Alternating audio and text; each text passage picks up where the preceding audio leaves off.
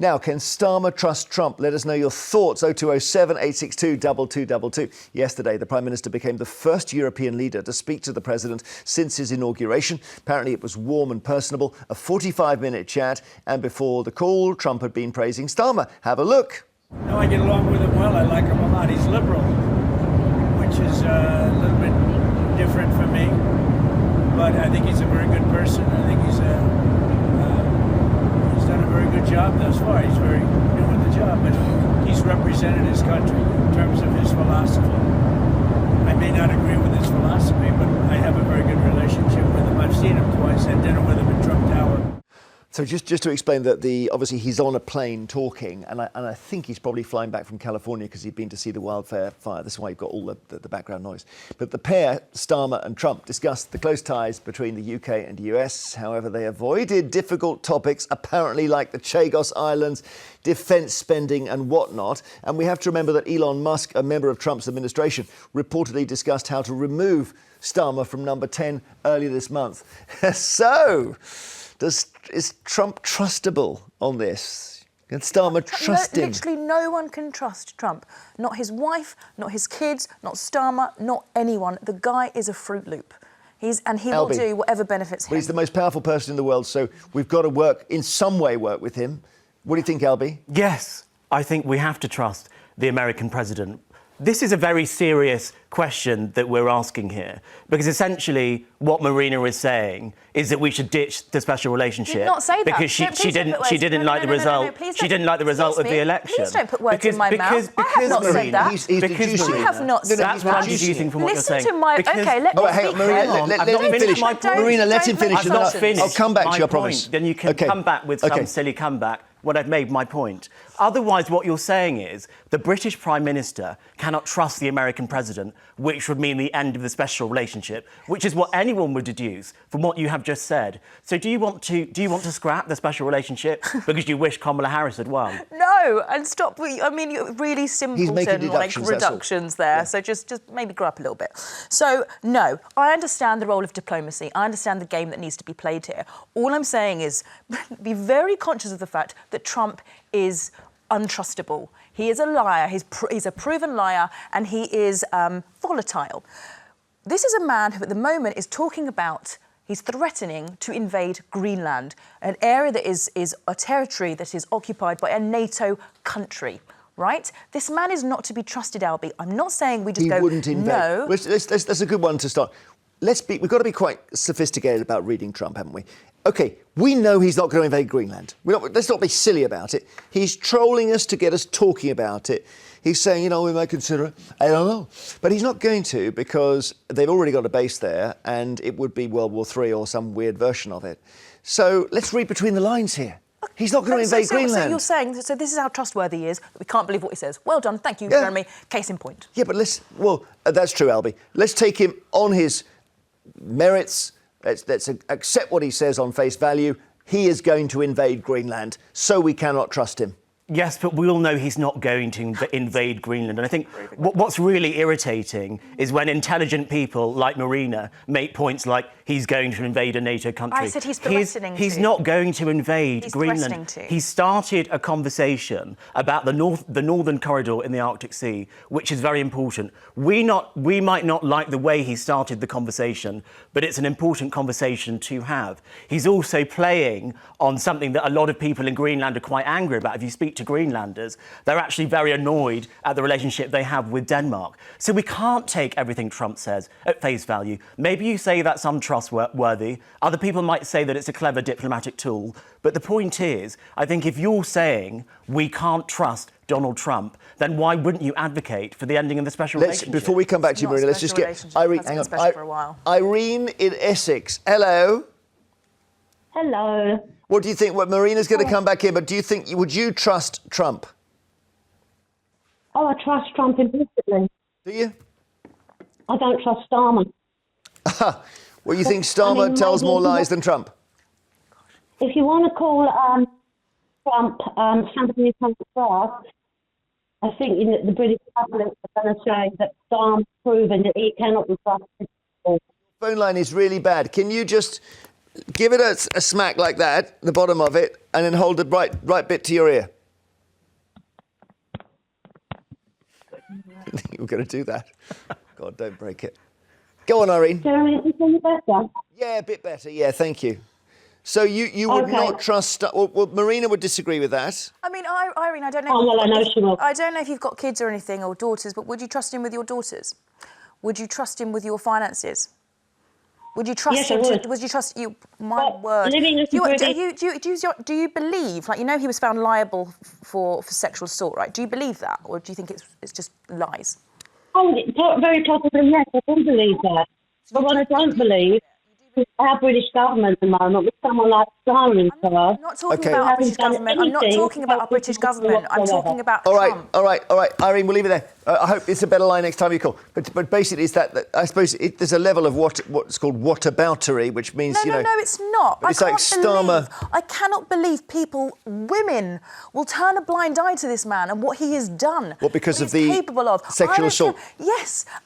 Even if he had my politics, I would not be able to support that man because of what he has done. Same with Boris Johnson. Yes, absolutely. If anyone, by the way, again, not a Starmer fan, but if Starmer had done any of this stuff, wouldn't support him either. Yeah. Well, I mean, that is a fair point, their principles. Albie, that the guy has admitted he grabs women by the genitals. I'm sorry, you go over the line there. Donald Trump is a very unsavoury man. I wish there had been someone else that was nominated as the Republican nominee for president. I wish Nikki Haley was the president now. But the simple fact of the matter is the American people voted in Donald J. Trump as their president again. He staged one of the biggest political comebacks in history. And in Britain, we need to work with some of our closest economic, historical and defence allies. And that relationship can only be built on trust. So we must trust Trump. It also may vindicate Brexit, Marina, might it not? Because he has got it in for the EU and we're not part of it anymore. Yes, but I'd actually say we're more exposed in that sense because we haven't got that leverage that we had with the EU. We're now just this little isolated nation. What bargaining power have we got? Albie, what do you think? One of the big benefits of Brexit could be if we are able to get a UK-US trade deal. It's probably one of the prizes of Brexit, but it's been notoriously difficult to negotiate. And we could absolutely get that trade deal, but it's difficult because a lot of the red lines that the Americans would want us to cross on things like regulations for food, pharmacy, tariffs, etc., are quite difficult for the British public to swallow. So things like chlorinated chicken, for example, the Americans just don't understand why that is such a big deal to Brits. But something like that would hold up a trade deal for everything else. So we're in a tricky situation, but I think there's a way through it. OK, after the break, we're taking more calls on this. Thank you, Irene, for your call. Let's have some calls. On the line, we have... Alan from Edinburgh. Hello. Hello. What do you think, Alan? I think the question should be the other way around. Could anybody ever trust Starmer? That's what everyone's saying. Nothing but lies since he got in. Well, hang on. What's he lied over? Everything. About not putting up people's taxes, things like that. Yeah. Taking on the freebies for his pals. Do you know, I'm starting to think that Labour, it's not just they could lose the next election. I don't see how they could win it. I mean, I know that's crazy. I mean, they've had a terrible 6 months in government. I don't think there's a single good thing to say about them. I mean, even Marina's saying she's not a Keir Starmer fan, and that's saying something. So I think it's going to be quite difficult for Labour at the next general election if things don't start to improve, if their growth agenda doesn't go through, and people aren't feeling better off. Well, OK, Alan, thank you. We'll try and stay on the question, if we can, for a little bit longer, which is, should Starmer trust Trump? Shelley in Newcastle, can he trust Trump? Yes, I think you can. It's like I was saying, you can't trust Starmer neither. And I think Trump wants to see the royal family. Well, do you remember when he did that parade with the Queen and she played him offside? Yeah, this is what I think. He's being nice to Starmer so he can come and see the King. I think he does love a bit of royalty. That's probably true. But I mean, it's difficult, as Marina's saying, it is difficult to trust Trump given the number of lies he's told. And we won't go back over the whole catalogue, but there is a sort of Olympic level truth breaking. Yeah, but like I say, Starmer's the same. We can't trust Starmer, and I think he's playing them at the same game. Gosh, Marina. Starmer, for all his faults, right? We're not actually talking about him. We're talking about Trump. Like, why can't we just answer the question about, like, trusting Trump? This is a guy, and I'm not going to do all the context, but again, just another one, just to pluck another thing out. He's just released people from prison who attacked police officers because they did it in his name. You think that's a person we can trust? But that was in line with his ideology. We knew he was going to do that. People who are not trustworthy behave in a way that's devious. He was not devious. I think there might be a bigger picture question that we're not asking. And what it sounds like from both Marina and the callers that we've had in is that people have a distrust of politicians. British people don't trust Keir Starmer. And some people don't trust Donald Trump, and there's just a general distrust of politicians and democracies nowadays. Johnny in Cardiff, hi. Good morning. Should the British Prime Minister, whomsoever they may be, trust Donald Trump? Well, I'm another one who thinks can Trump trust Starmer. Okay, we obviously got this the wrong way around. Sorry. Do you think Trump can trust Starmer? As regards what Marina is saying, it don't really matter what her or anybody outside America says. I mean, the American people voted him in. He's a natural leader. He's not afraid to make a decision. And he's a target because he's the president. And that's what this country is lacking. A natural leader, not afraid to make decisions. Starmer's not that man. In terms of the crimes Trump committed, the Stormy Daniels payout, trying to fix the last election, we could mention the civil suit where he was found guilty of sexually assaulting E. Jean Carroll. All of that, Johnny, doesn't bother you? It do bother me. But pick another MP or any of them could be up for anything similar to that. Johnny, you have called up, you've woken up on this Monday morning, you've called up a show and you come on here and you have spoken out in support of someone found liable for sexual assault, a felon, an insurrectionist. Like, this is who you are now. What are you doing? What are you defending? I'm not defending that at all. Like, it's just you just said he's a good leader. Like, I'm sorry, but we can have... The natural leader, I said, not afraid to make... Don't put words in my mouth, Marina. You know what I mean? You're doing a very good job of that yourself. A few people... may influence, but it don't influence me. You know what I mean? We got to get our own country in order. You know what I mean? And the way to do that, not cozying up to Trump, is by listening to Trump.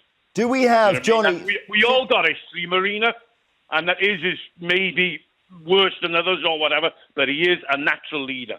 Johnny, do we have a British Trump available? Who's the closest person we've got to Trump? Well, people are going to say Nigel Farage, but I don't agree with that. What this country is lacking as well is a third party. This Labour Conservative effort is not working at all. Well, not working at all. So I haven't got the answer to that. The answer is, you know what I mean, we need a third party. OK, Johnny, thank you. Well, I think that it's like everything's shifting at the moment in politics, isn't it? In a big way. I know you find it depressing. Ian, I mean, it's shifting away from the big parties, isn't it? When anyone who's a leader says, do you want me to carry on? The answer is always no. That's Ian in West Yorkshire. Hi. Hi. Yeah. I'm going to give this question one more go. Should Starmer trust Trump? I don't think anybody should trust Trump. Why not, Ian?